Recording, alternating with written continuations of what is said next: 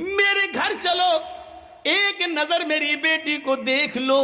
अगर मेरी बेटी तुम्हें पसंद आ जाए तो मैं अपनी बेटी का निकाह तुम्हारे साथ करने को तैयार हूं। आए बिलाल, तुम्हारे साथ रहेगी मेरी बेटी तो वो भी जन्नत जैसे अमल करने लगेगी, वो भी जन्नत जैसे काम करने लगेगी। नेक लड़के से शादी करने की वजह से अल्लाह मुझे भी जन्नत दे देगा। हजरत उमर फारूक के ज़माने में एक मस्जिद के अंदर किसी की हवा खारिज हो गई, एक सहाबी की, बदबू आ गई। अब नमाज का टाइम खड़ा है।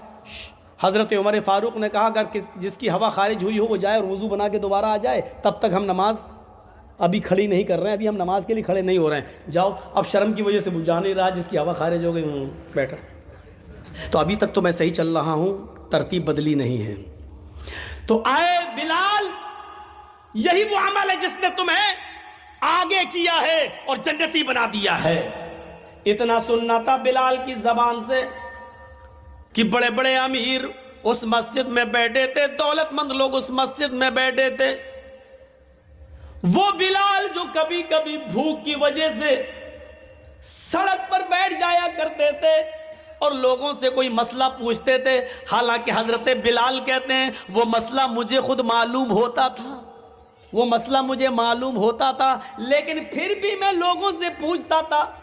शायद मेरी जबान की लुकनत और मेरी चेहरे की कमजोरी देखकर इसको यह एहसास हो जाए कि मुझे भूख है और वो अपने घर ले जाए और मुझे खाना खिला दे, इसलिए मैं पूछता था। लेकिन वो मसला बताकर आगे निकल जाता था। हाँ, ये ऐसा नहीं, ऐसा है, ठीक, तो मुझे भी मालूम है यार। अरे मेरी हालत देख, मेरी आवाज नहीं निकल रही है, मेरा चेहरा, आंखों में गड्ढे पड़ रहे हैं, मेरे गाल पिचक गए, मेरा पेट पीठ से लग रहा है, लेकिन मांग नहीं पा रहे खाना। ऐसा गरीब इंसान। लेकिन जब सहाबा ने सुना कि बिलाल के जूतों की आवाज अल्लाह के नबी सल्लल्लाहु अलैहि वसल्लम ने जन्नत में सुनी, खड़ा हो गए। एक सहाबी कहने लगे बिलाल जरा मेरे घर आओ। का क्या हुआ? तुम्हारी शादी नहीं हुई है? कि हाँ नहीं हुई है। आए बिलाल, क्यों नहीं की है? नहीं करता तो हूं, लेकिन मैं इतना काला हूं कि मेरी शक्ल देखकर रिजेक्ट कर दिया जाता हूं। कोई लड़की मुझसे शादी के लिए तैयार ही नहीं होती। आए बिलाल, परेशान मत होइए, मैं इस इलाके का अमीर इंसान हूं, दौलतमंद हूं। मेरे घर चलो, एक नजर मेरी बेटी को देख लो। अगर मेरी बेटी तुम्हें पसंद आ जाए तो मैं अपनी बेटी का निकाह तुम्हारे साथ करने को तैयार हूं। आए बिलाल, तुम्हारे साथ रहेगी मेरी बेटी तो वो भी जन्नत जैसे अमल करने लगेगी, वो भी जन्नत जैसे काम करने लगेगी। नेक लड़के से शादी करने की वजह से अल्लाह मुझे भी जन्नत दे देगा। अरे बिलाल, दीनदार लड़के को अपनी बेटी देने के बदले अल्लाह शायद मुझे भी जन्नत दे दे। बिलाल चलो, मेरी बेटी देख लो, पसंद आ जाए तो मैं निकाह के लिए तैयार हूं। दूसरे साहबी उठे, अरे बिलाल उन्होंने पहले कह दिया है, इसलिए पहले उनकी बेटी देख लो, पसंद आ जाए तो कोई बात नहीं, निकाह कर लेना, और अगर पसंद ना आए तो बेधड़क मेरे घर चले आना, मैं अपनी बेटी का चेहरा दिखाने के लिए तैयार हूं। अरे बिलाल, मेरे घर आकर मेरी बेटी को देख लेना, अगर पसंद आ जाए तो मैं अपनी बेटी का निकाह तुम्हारे साथ करने को तैयार हूं। क्या देखा जाता था शादी में? हम क्या देख रहे हैं? कितनी पढ़ी लिखी है? अच्छा, खुद तो इंटर है, लड़की चाहिए पीएचडी वाली। निभा पाओगे फिर? लड़की कभी अपने से कम पढ़े लिखे आदमी के साथ रह पाएगी सही से?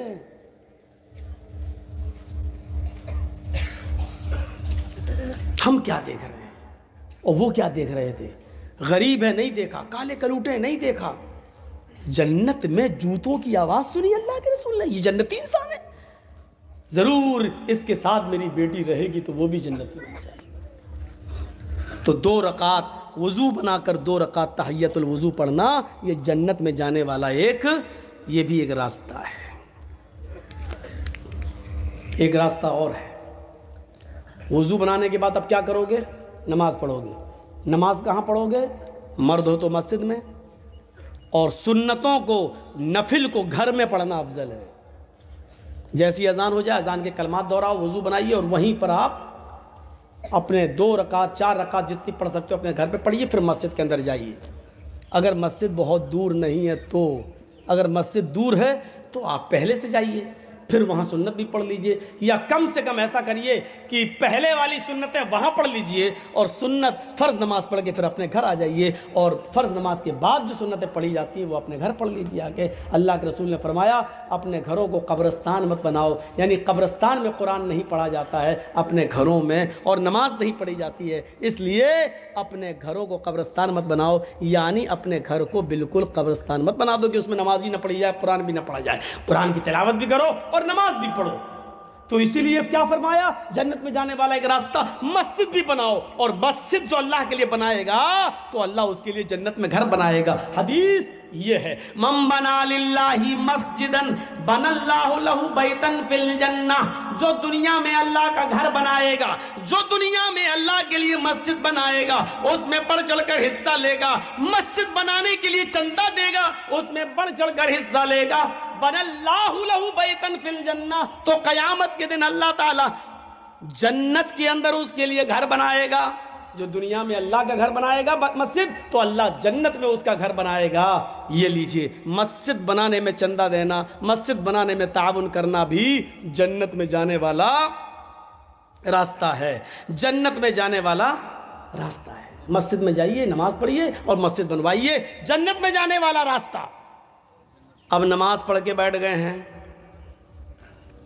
अब क्या करना है? अब दुआएं पढ़िए, अल्लाहु अकबर, अस्तगफिरुल्लाह अस्तगफिरुल्लाह अस्तगफिरुल्लाह, अल्लाहुम्मा अंता सलाम व मिनका सलाम। बहुत सी दुआएं बताई हैं अल्लाह के नबी ने, पढ़िए। लेकिन जन्नत में ले जाने वाला रास्ता क्या है? नमाज के बाद, नमाज तो है ही, वो तो आप पढ़ चुके। नमाज के बाद एक आयत ऐसी है, अगर आपने फ़र्ज़ नमाज के बाद उसको पाबंदी के साथ पढ़ते रहे तो वो आयत का पढ़ना आपको जन्नत में ले जाएगा। आयत सबसे लंबी है। आयत, हदीस क्या है? मन क़रअ आयतल कुर्सी बाद सलातिल मकतूबती लम यमनहु मिन दुखूलिल जन्नति इल्लल मौत। ये है हदीस। जिस आदमी ने हर फर्ज नमाज के बाद, आदमी ही नहीं औरत भी इसमें शामिल है, अब आदमी बोल देता हूं मैं, थोड़ा सा लहजा ये हो गया है ना, इसमें जितनी भी बातें बता रहा हूं इसमें औरतें भी शामिल हैं। ये मत सोचना ये तो आदमी के लिए कह दिया मौलाना ने, नाम भी ले लिया जिस आदमी ने, नहीं, इसमें आप भी शामिल हो, मेरी बहनों, मेरी माओ, मेरी कौम की बेटियों, इसमें आप भी शामिल हो। मन क़रा, आज इतनी हदीसें मैं पढ़ रहा हूं आपके सामने, अपनी पूरी जिंदगी में इतनी हदीसें मैंने कभी नहीं पढ़ी हैं। सुनिए, मन क़रा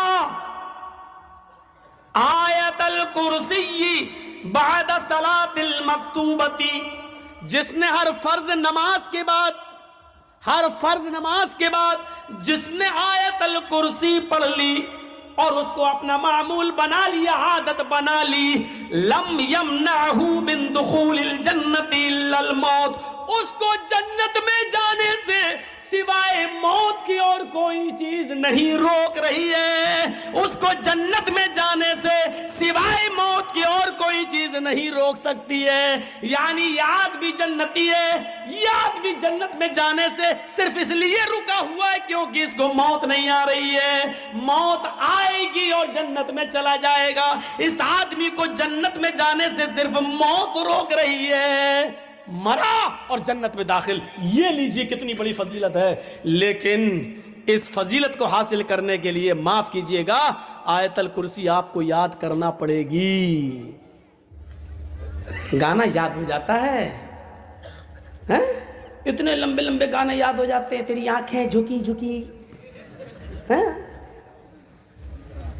और कौन कौन से गाने चलते हैं, बेहुदा भोजपुरी गाने, ये सब याद हो जाते हैं आपको। कल जिस गाड़ी पे मैं बैठ के आया हूँ, रात में तकरीर ख़त्म की मैंने करीमा में, वहाँ साहिबगंज इलाके में, कल की बात। अब मैंने कहा चलो प्रोग्राम ख़त्म हो गया, मुझे गुमानी छोड़ दो। गुमानी मैं इनसे बात हो चुकी थी, 11-12 बजे फरक्का में मैं आ जाऊँगा, अब हमको रिसीव कर लीजिएगा, ठीक है। अब वो रात का वक्त था, 3 बजे वो ड्राइवर जब गाड़ी लेके चलने लगा, 3:30 बजे, शायद 3 बजे तक तो जलसा ही चला, 4 के आसपास जब मैं वहाँ से निकला तो ड्राइवर मुसलमान।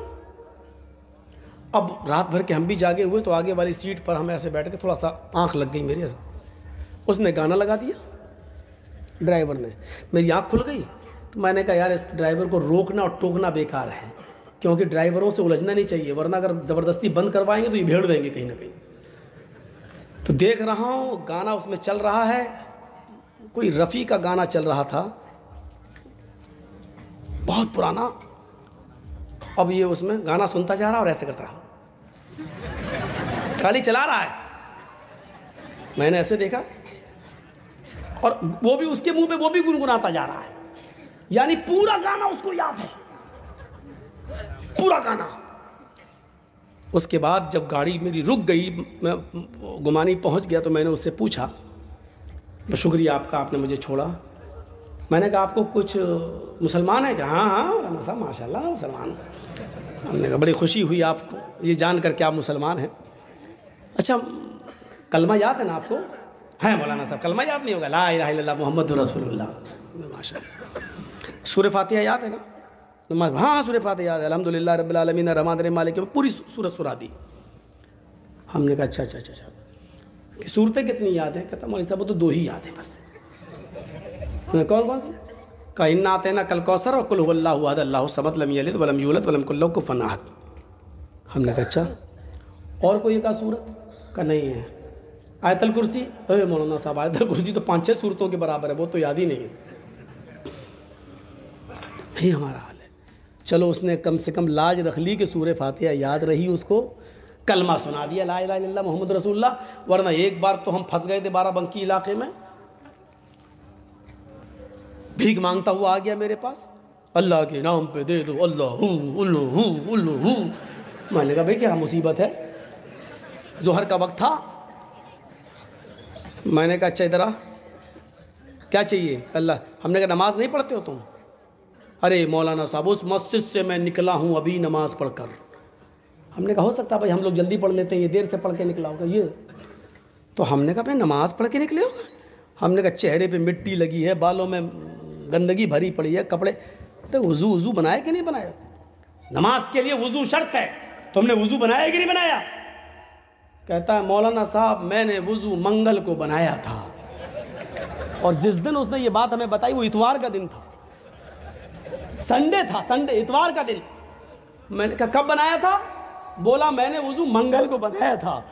मैंने कहा मंगल बुध जुमेरात जुमा शनिचर इतवार। हमने कहा 6 दिन पहले? कहता हाँ। हमने कहा उससे अभी तक वज़ू ही नहीं बनाया? कहता ना नहाया ना वज़ू बनाया। हमने कहा क्यों? बोला हम बुजुर्ग हैं ना, बुजुर्ग सूफी हैं हम बुजुर्ग हैं, हमारा वज़ू 40 दिन चलता है। तो हमने कहा अच्छा ये बताओ कि मंगल को वज़ू बनाया और अभी तक चल रहा है, इतने दिनों में तुमने लैट्रीन की कि नहीं की? तो उल्टा हमको डांट रहा है। कहता तुमको किसने मौलाना बना दिया? हमने कहा क्यों क्या हुआ? कहा ये बताओ लैट्रीन लगेगी तो लैट्रीन करेगा नहीं कोई आदमी? तो हमने कहा वही पूछ रहा हूं की क्या नहीं की? अरे रोज करता हूं मैं। हमने कहा पेशाब है? पेशाब तो दिन भर में 3-4-5 बार करता हूं। हमने कहा सोते हो कि नहीं सोते हो? कहा नींद आएगी तो सोएंगे नहीं। हमने कहा अच्छा ये बताओ कि कभी कभी पेट में गुड़गुड़ की आवाज़ होती कि नहीं होती, हवा खारिज होती कि नहीं होती?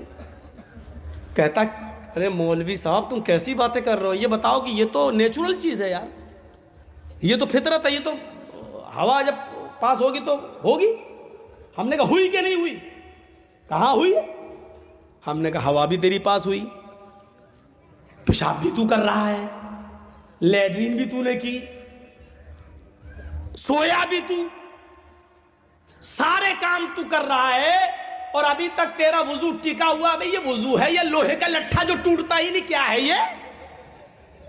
कहता आप हमारी इंसल्ट कर रहे हो। मैंने कहा उतारो जूता, अभी बताऊंगा इंसल्ट क्या होती है। भाग कमीना कहेगा। फिर उसी के आदमी आ गए, कहने लगा मौलाना ये पागल है दिमाग से, हम लोगों में भी ऐसा नहीं है। अरे पेशाब पैखाना करने से अच्छे अच्छों के वज़ू टूट जाते हैं, ये क्या है? ये बेचता क्या है?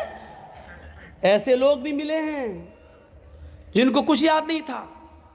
एक आदमी के रिक्शे पे सवार हो गए, उससे पूछा साहब, हमने कहा चलो मस्जिद में अजान का टाइम हो गया, नमाज पढ़ लेते हैं, आप भी आइए।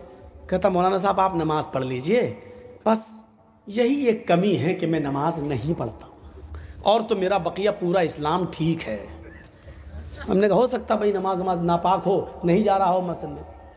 नमाज पढ़ के हम निकले, 2 रकात पढ़ना थी, मुसाफिर थे, फिर उसके रिक्शे पे बैठ के चले। चलते चलते मैंने कहा भाई रमज़ान का महीना है, नमाज आप नहीं पढ़ रहे हैं, रोज़ा तो आप रखते ही होंगे। अरे मौलाना साहब बड़ी मेहनत करना पड़ती है, रिक्शा चलाना पड़ता है, बस यही एक कमी और है कि मैं रोज़ा नहीं रखता हूँ, वरना पूरा इस्लाम मेरा ठीक है।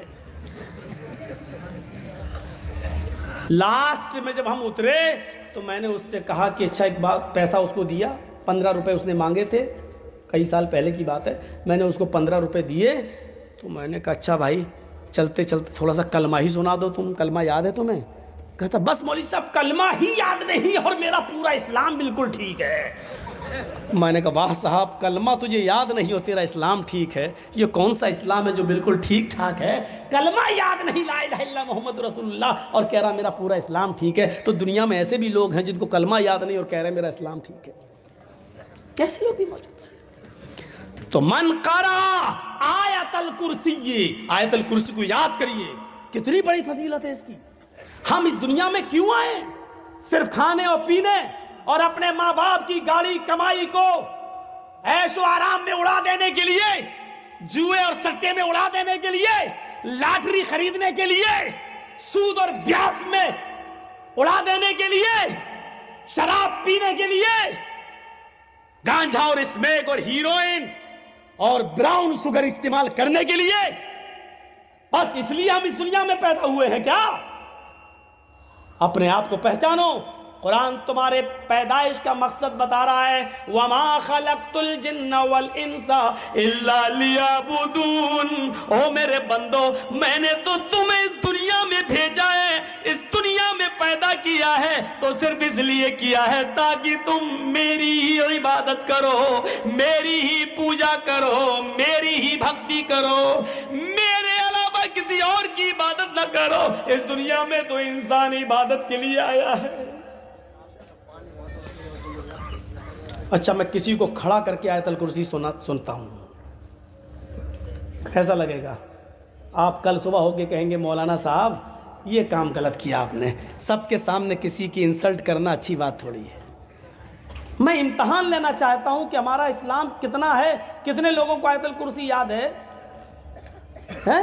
एक को खड़ा करके पूछना चाहता हूँ, लेकिन कल सुबह हमारी ही बदनामी होगी।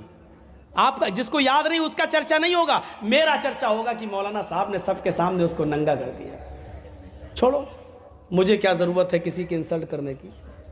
मुझे किसी के सामने नंगा करना मकसद नहीं है, अल्लाह की कसम नहीं है। हज़रत उमर फ़ारूक के ज़माने में एक मस्जिद के अंदर किसी की हवा खारिज हो गई, एक सहाबी की, बदबू आ गई। अब नमाज का टाइम खड़ा है। हज़रत उमर फ़ारूक ने कहा अगर जिसकी हवा खारिज हुई हो वो जाए और वज़ू बना के दोबारा आ जाए, तब तक हम नमाज अभी खड़ी नहीं कर रहे हैं, अभी हम नमाज के लिए खड़े नहीं हो रहे हैं। जाओ, अब शर्म की वजह से बुझा नहीं रहा, जिसकी हवा खारिज हो गई बैठा। हज़रत उमर ने 3 बार कहा जाओ ना, ये तो तय है कि हवा किसी की खारिज हुई है, लेकिन अब कोई न तो बता रहा है और न जा रहा है उठ के। तो एक सहाबी ने कितना अच्छा मशवरा दिया, कहा अमीरुल मोमिनीन एक काम कीजिए ना, हम सब लोग वुज़ू बना लेते हैं दोबारा, हम सब लोग दोबारा वुज़ू बना लेते हैं, उसमें वो आदमी भी शामिल हो जाएगा जिसका वुज़ू टूट गया है, और उस आदमी की इंसल्ट भी नहीं होगी, और हम लोग दोबारा वुज़ू बना लेंगे तो एक सवाब भी मिल जाएगा और उस आदमी की हम इज्जत बचा भी लेंगे। हज़रत उमर ने कहा मैं खुश हुआ तुम्हारे इस मशवरे से, चलो हम सब वुज़ू बना लेते हैं दोबारा वुज़ू। मेरा मकसद ही नहीं है किसी को जलील करने का, हम खड़ा करके क्यों आपसे पूछेंगे आयतल कुर्सी, लेकिन एक मैसेज देना चाहता हूँ। मैंने ये देखा कि जब मैंने कहा अच्छा मैं किसी को खड़ा करता हूँ तो मैंने चेहरे देखे आपके फर्राटे लेने, बहुत सौ के सर नीचे हो गए, कहीं हमको खड़ा ना कर दे, और ये मालूम नहीं जिसका सर नीचे होता मैं उसी को खड़ा करता हूँ। हमने भी तो 20 सालों से तकरीरें की हैं, हम भी तो समझ गए हैं कि जैसे टीटी चेहरा देख के पहचान लेता है कि कौन टिकट वाला है कौन बिगड़ टिकट, हम भी इतना तो समझ ही गए किसको याद होगी और किसको नहीं याद होगी। लेकिन इंसल्ट करना मेरा मकसद नहीं है, सिर्फ इतना कहूँगा जिनको याद नहीं है वो याद करें, इतनी बड़ी फजीलत है। मन कारा आयतल कुर्सी बाद सलातिल मकतूबा, जिसने हर फर्ज नमाज के बाद आयतल कुर्सी पढ़ना अपना मामूल बना लिया, लम यमनअहु मिन दुखूलिल जन्नति इल्लल मौत, उसको सिवाय मौत के जन्नत में जाने से कोई चीज़ नहीं रोक रही है। एक और दुआ सिखला रहा हूँ आपको, बहुत छोटी सी दुआ, और जन्नत का खजाना, आय हाय हाय, जन्नत का खजाना, आपको जन्नत का खजाना मिल गया। मेरी बहनों सुनो, छोटी सी दुआ है, छोटी सी, और याद भी होगी, लेकिन हम पढ़ नहीं रहे बस।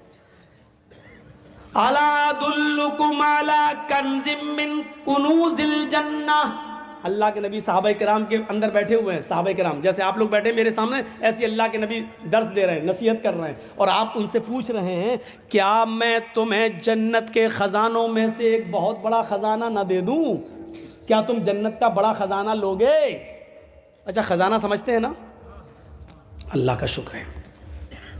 क्या मैं तुम्हें जन्नत का सबसे बड़ा ख़जाना न दे दूं? जन्नत के बहुत बड़े बड़े ख़जानों में से एक बड़ा ख़जाना है, क्या मैं तुम्हें न दे दूं? सहाबा ने कहा कालू बला, क्यों नहीं, अल्लाह के रसूल ज़रूर दीजिए, खजाना हो जन्नत का कौन नहीं लेगा। कुल, अल्लाह के नबी कहते हैं कहो, ला हौला वला कुव्वता इल्ला बिल्लाह। लो, किसको याद नहीं होगी ये? ला हौला वला कुव्वता इल्ला बिल्लाह। आगे अली लाज़िम भी कह दीजिए, ला हौला वला कुव्वता इल्ला बिल्लाहिल अलिय्यिल अज़ीम। ना कहना चाहें तो कोई हर्ज की बात नहीं, अल्लाह ही की सिफत है अली, और अल्लाह ही की सिफत है अजीम। अली के माना जो बुलंद है और अजीम के माना जो बड़ा है।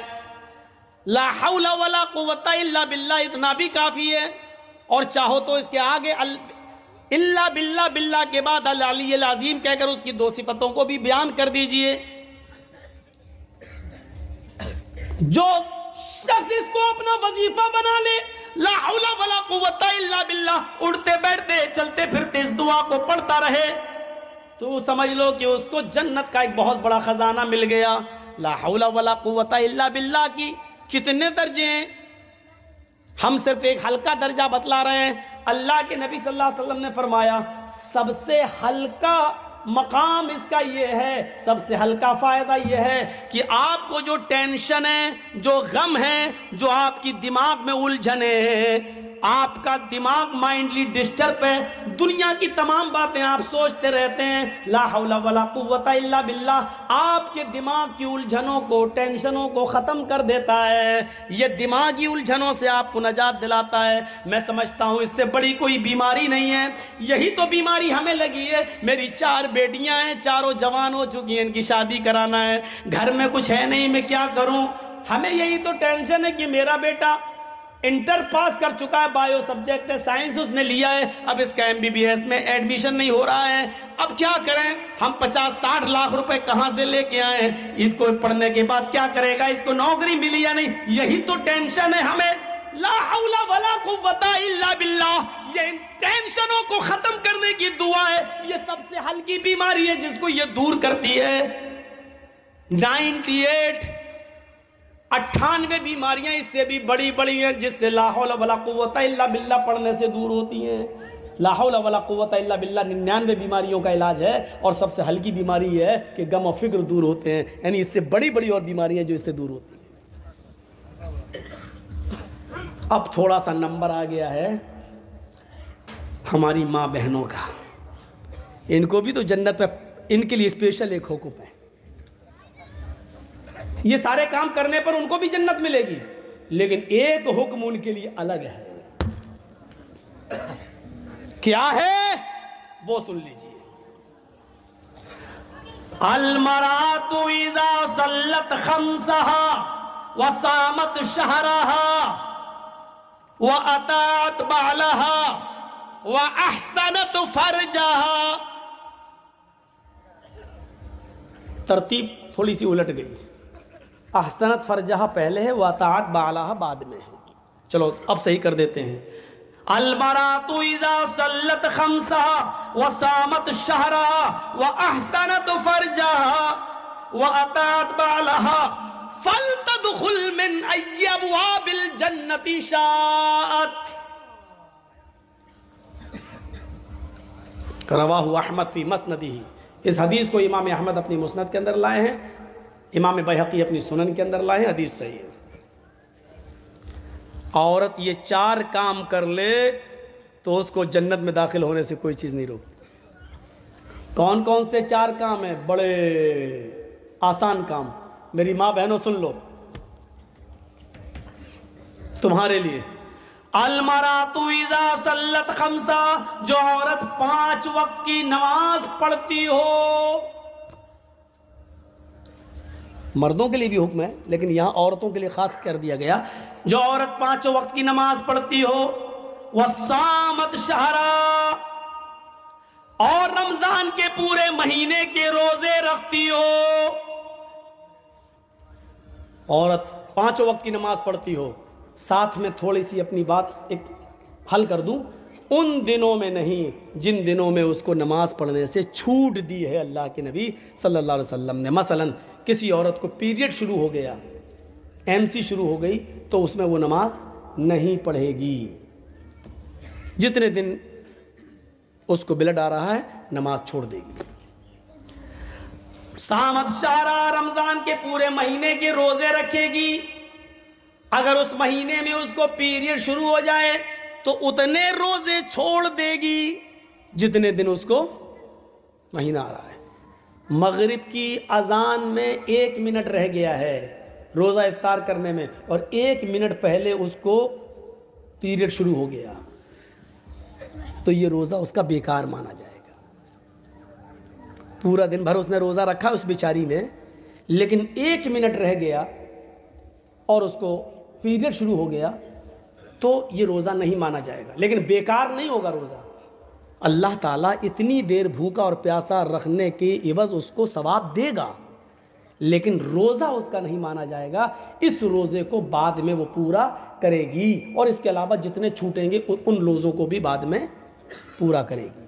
अल्लाह सवाब देगा उसको। सुबह से शाम तक बेचारी, वो तो नियत थी ना उसकी रोज़े की, अब उसको 1 मिनट पहले ही अगर पीरियड शुरू हो गया तो उस बेचारी का क्या कसूर है? लेकिन रोज़ा नहीं माना जाएगा, अल्लाह सवाब देगा। जाओ बच्चों, अरे वो जो बच्चे खो गए थे उनको माँ बाप मिले कि नहीं मिले? और ना मिले हो तो हमको दे देना, भैया मैं जा रहा हूँ, ले जाऊँगा अपने घर, अगर फालतू हो तो। मिल गए होंगे, मुझे मालूम है। आप मुसलमान पैदा करने में बड़े माहिर हैं, देखभाल करने में माहिर नहीं है कि बच्चों की देख रेख करें। बताइए, गांव का नाम तक नहीं बता पा रहा। सुनिए मेरे भाइयों, अब फर्क दोनों में क्या है? उन दिनों में नमाज भी छोड़ेगी और उन दिनों में रोज़ा भी छोड़ देगी। फ़र्क दोनों में इतना है कि नमाज तो बाद में पूरा नहीं करेगी, जो नमाज छूट गई है उसको दोहराएगी नहीं, उसको पूरा नहीं करेगी, लेकिन जो रोज़े छूट गए हैं उनको बाद में पूरा करेगी। रमज़ान दूसरा महीना आने से पहले रोज़ों को पूरा करेगी, क्योंकि रोज़े 2, 3, 5 छूटते हैं, लेकिन नमाजें 5-6 दिन की छूटती हैं। ज़ोहर असर में 1 दिन में 5 रकातें छूटती हैं। मान लीजिए 5 दिन तो 25 रकात, कैसे वो पढ़ेगी? ये मुश्किल था उसके लिए, इसलिए अल्लाह के रसूल ने उन दिनों में नमाज ख़त्म ही कर दी उन औरतों के ऊपर, और गुनाह भी हटा दिए, उसको गुनाह नहीं पड़ेगा। देखिए, कोई ज़रूरी नहीं है जो हमारी अक़ल में बात ना आए वही सही है, जो अक़ल में आए वही सही है, ज़रूरी नहीं है। अक़ल क्या कहती है? नमाज पूरा करना चाहिए। क्यों? नमाज किसी हाल में माफ़ नहीं है, लेकिन अल्लाह ताला नमाज को दोहराने का हुक्म नहीं दे रहा कि 5 दिन की जो नमाज छूट गई उसको बाद में पढ़ें। देखिए, जो किसी भी हाल में माफ़ नहीं है, लेकिन औरत के ऊपर से माफ़ कर दिया। और जिसमें रोज़ा बाद में रखने का हुक्म है, जिसमें यह है रोज़े की रुख्सत है, अगर सफ़र में हो तो रोज़ा छोड़ दो, हुक्म है। रोज़ा सफ़र में हो तो रोज़ा छोड़ दो, बीमार हो तो छोड़ दो। जिसको छोड़ने का हुक्म है उसके बारे में हुक्म यह है कि अगर जो छूट गए तो उसको बाद में पूरा करना पड़ेगा। अकल में नहीं आती बात, लेकिन मानना पड़ेगा, चाहे तुम्हारी अकल में आए या ना आए, क्योंकि मौलाना जर्जीस की अकल जो कह रही है वो इस्लाम नहीं है। इस्लाम वो है जो जनाब मोहम्मद रसूलुल्लाह ने हमें बताया। आपको मालूम है, हज़रत अम्मार और हज़रत उमर ये दोनों सफ़र कर रहे थे, और एक जंगल में पहुंच गए सफ़र करते हुए। तो सोचा कि यहीं सो जाओ और सुबह निकलेंगे अब। तो दोनों सो गए जंगल में, दूर पहुंच गए थे, जंगल में दोनों सो गए। और दोनों ही को जब फजर में नमाज़ पढ़ने के लिए उठे तो दोनों की लुंगी ख़राब हो गई थी, यानी वो गुस्ल की ज़रूरत हो गई थी। होता है, इंसान है, फितरत है। हज़रत अम्मार ने कहा भाई मैं नमाज़ नहीं पढ़ सकता क्योंकि मैं जुम्बी हो गया। हज़रत उमर ने कहा वही हाल तो मेरा भी हो गया, अब क्या करें, पानी नहीं है जंगल में, पानी नहीं है जंगल में। हज़रत अम्मार ने कहा मुझे मसला मालूम है। हज़रत उमर ने कहा अच्छा बताओ क्या मसला है। कहा अल्लाह के नबी सल्लल्लाहु अलैहि वसल्लम ने फरमाया, कुरान की आयत है, इल्लम तजिदू माअन फतयम्ममू सईदन, अगर तुम्हें वुजू के लिए पानी ना मिले तो तुम तयम्मुम कर लो, तो तुम तयम्मुम कर लो। सुनिएगा, बड़ी हंसी आएगी इस वाक़े में। तयम्मुम कर लो, तयम्मुम करके नमाज पढ़ लो। तो देखिए अल्लाह के रसूल ने कहा कि अगर तुम्हारी ऐसी हालत हो जाए तो तयम्मुम करके नमाज पढ़ लो। हज़रत उमर फारूक ने कहा ए अम्मार तुम पागल हो गए हो क्या, ये तो वुजू के बारे में है, जब वुजू के लिए पानी ना मिले तो तयम्मुम कर लो। हमें वुजू की जरूरत नहीं है, हमें तो गुस्ल की जरूरत है। वुजू बनाने वाला पाक होता है, नापाक नहीं होता। पाक आदमी ही वुजू बना के नमाज पढ़ता है, हम तो नापाक हैं। जिसका वुजू टूट गया हो वो तयम्मुम करके नमाज पढ़ ले अगर उसको वुजू के लिए पानी ना मिले। लेकिन हमारा तो वुजू नहीं टूटा, हमारा तो गुस्ल टूट गया है। तो हज़रत अम्मार ने कहा यार थोड़ी सी अकल दौड़ाओ ना, हाथ पैर धुलना ये छोटा वुजू है और गुस्ल ये बड़ा है। तो जब वुजू के लिए पानी ना मिले तो उसका तयम्मुम क्या है, दो हाथ, ये पाक मिट्टी मान लो, ये देखो तयम्मुम बता रहा हूँ मैं, ये मिट्टी पे हाथ मारिए। बहुत से लोग दीवार पे मार लेते हैं, माफ़ कीजिएगा, सॉरी, बहुत मौजरत के साथ, दीवार पे मारना जब तक आपके हाथ में मिट्टी नहीं लग रही है आपका तयम्मुम नहीं होगा। मिट्टी होनी चाहिए, वो डेला होता है ना मिट्टी का, उसको भी आप ऐसे नहीं कर सकते, उसको फोड़ लीजिए आप, फोड़ के एक पेपर रख लीजिए, पेपर, और पेपर पे उस मिट्टी के ढेले को फोड़ के उसको चारों तरफ फैला दीजिए उस मिट्टी को, फिर उस पे हाथ मारिए ऐसे। अब जब मिट्टी हाथ में लग जाए आपके तब इस मिट्टी को फूंकिए ऐसे, बस। अब ऐसे नहीं झाड़ लीजिएगा, ये मारा मिट्टी लग गई, ये हो गया। अब इस पे ऐसे करिए, हो गया, हो गया। अब ये दायां हाथ बाएं हाथ की पुश्त पर इधर पीठ पे ऐसे, और ये वाला हाथ, तयम्मुम हो गया आपका। अच्छा, तो कहा हजरत अम्मार ने जब वुजू के लिए पानी ना मिले तो छोटा तयम्मुम कर लो, हमें गुस्ल के लिए पानी नहीं मिल रहा तो बड़ा तयम्मुम कर लेते हैं। तो हजरत उमर ने कहा बड़ा तयम्मुम क्या होता है, काट के पूरा जिस्म मिट्टी पे हम लौट लेते हैं, पूरे जिस्म पे मिट्टी लग जाएगी, नमाज पढ़ लेते हैं। हजरत उमर कहते हैं नहीं यार ये मुझे ठीक नहीं लग रहा है, जब तक अल्लाह के रसूल ने ऐसा किया।